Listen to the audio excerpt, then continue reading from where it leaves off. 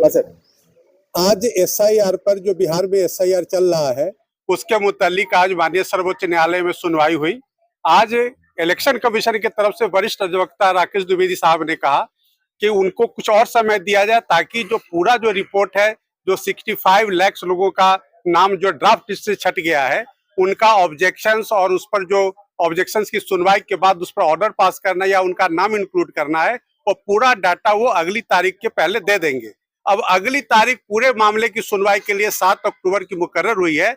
7 अक्टूबर को दोनों पक्षों को फिर से सुना जाएगा और उस पर फिर आदेश पारित नए सिरे से किया जाएगा। उन्होंने सवाल उठाया था कि ऑल इंडिया लेवल पे ये एसआईआर कराने की इन्होंने बात कही है, उसको लेकर वो विरोध जता रहे थे। देखिए, याचिकाकर्ता की तरफ से जो वरिष्ठ अधिवक्ता गण थे, उन्होंने कहा कि अब सिर्फ बिहार ही नहीं बल्कि पूरे देश में यानी कि सभी राज्यों में एसआईआर कराने की जो प्रक्रिया है वो इलेक्शन कमीशन ऑफ इंडिया ने शुरू कर दिया है। तो इस पर माननीय न्यायालय ने कहा कि हम उस पर कोई इंटरफेरेंस नहीं कर सकते हैं, और अगर आपको लगता है कि उस पर कोई कानूनी दाव है, पेच है, तो आप उसके मुतालिक सुनवाई के दरमियान आप बात उठा सकते हैं। लेकिन कोर्ट ने यह भी कहा कि बिहार एसआईआर पर जो भी हम उनका फैसला होगा वो दूसरे राज्यों के एसआईआर पर भी लागू होगा।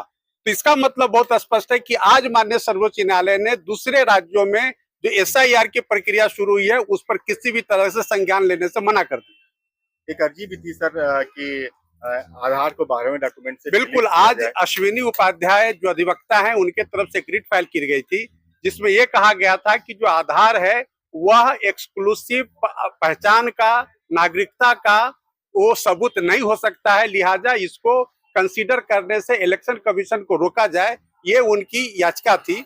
मैंने भी एक इंटरवेनर जो सतीश कुमार अग्रवाल हैं, हिंदू महासभा के पूर्व उपाध्यक्ष, उनके तरफ से इंटरवेंशन, मैंने भी कहा कि मैं अश्विनी उपाध्याय के दलील को समर्थन देता हूं, और मैं भी कहता हूं कि बिहार के अंदर जो आधार कार्ड को कहा गया है कंसीडर करने के लिए वो बिल्कुल नहीं होना चाहिए। अगली तारीख पर माननीय सर्वोच्च न्यायालय ने कहा कि इस मुद्दे पर भी सुनवाई हो, उस पर नोटिस जारी हुआ है और इस पर भी सुनवाई 7 तारीख को हो। धन्यवाद। मैंने सुप्रीम कोर्ट में पीआईएल फाइल करके मांग किया है कि पूरे देश में एसआईआर किया जाए, पूरे देश में वोटर लिस्ट है उसको फिर से एग्जामिन किया जाए, और जो लोगों ने गलत तरीके से वोटर लिस्ट में नाम डलवा लिया है उनको वापस निकाला जाए।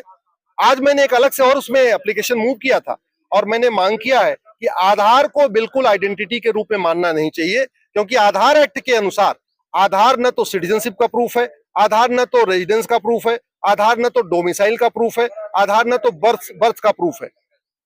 वोटर लिस्ट में नाम जुड़वाने के लिए 2 कंडीशन जरूरी होनी चाहिए, एक तो 18 साल की उम्र पूरी होनी चाहिए, दूसरा भारत का नागरिक होने चाहिए। आधार इन दोनों चीजों को ही नहीं जस्टिफाई करता, न तो आधार एज प्रूफ है न तो सिटीजनशिप का प्रूफ है।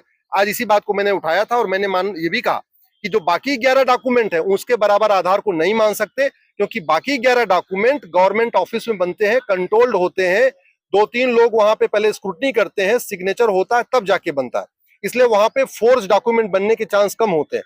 वहीं आधार विदेशियों को भी इशू किया जा सकता है, तो कानून में लिखा है कि जो भारत का नागरिक नहीं है और 6 महीने से रह रहा है उसको भी इशू किया जा सकता है। दूसरा, आधार प्राइवेट लोग बनाते हैं, कॉमन सर्विस सेंटर पे बनाते हैं, इसलिए आधार की तुलना बाकी डॉक्यूमेंट से नहीं कर सकते। आधार बनवाने के लिए कोई आपको डॉक्यूमेंट नहीं चाहिए, सिंपल पार्षद और प्रधान लिख दे कि हाँ हमारे मोहल्ले में 6 महीने से रह रहे तो आपका आधार बन जाएगा। इसलिए आधार को बाकी डॉक्यूमेंट से तुलना नहीं करना चाहिए। आधार के बेस पे वोटर लिस्ट में नाम नहीं जुड़ना चाहिए। अगर आधार के बेस पे वोटर लिस्ट में नाम जुड़ जाएगा तो पाकिस्तानी, अफगानिस्तानी, रोहिंग्या, बांग्लादेशी और कुकी, ये जो 5 तरीके के घुसपैठिए भारत में है, ये सब लोग वोटर लिस्ट में बाकायदा वोट देना शुरू कर देंगे। ये हमारे फ्री एंड फेयर इलेक्शन के लिए अच्छा नहीं है। माननीय सुप्रीम कोर्ट ने हमारी एप्लीकेशन पे आज इलेक्शन कमीशन को नोटिस जारी किया है। मैं अर्जेंट हियरिंग की मांग करूंगा और बहुत जल्दी इस पे मैं फिर से सुनवाई करके मांग करूंगा कि जो पिछला वाला 8 सितंबर का ऑर्डर है जिसमें आधार को अलाउ किया गया 12वें डॉक्यूमेंट के रूप में, उस ऑर्डर को वापस लिया जाए और केवल जो 11 डॉक्यूमेंट पहले से चल रहे हैं उसी के बेस पे ही एसआईआर होना चाहिए, और एसआईआर पूरे देश में होना चाहिए। अगले साल 2026 में 5 राज्यों का चुनाव है, असम, बंगाल, तमिलनाडु, केरल, पुडुचेरी, वहां पे तत्काल एसआईआर शुरू किया जाए, ये भी हमारी मांग है।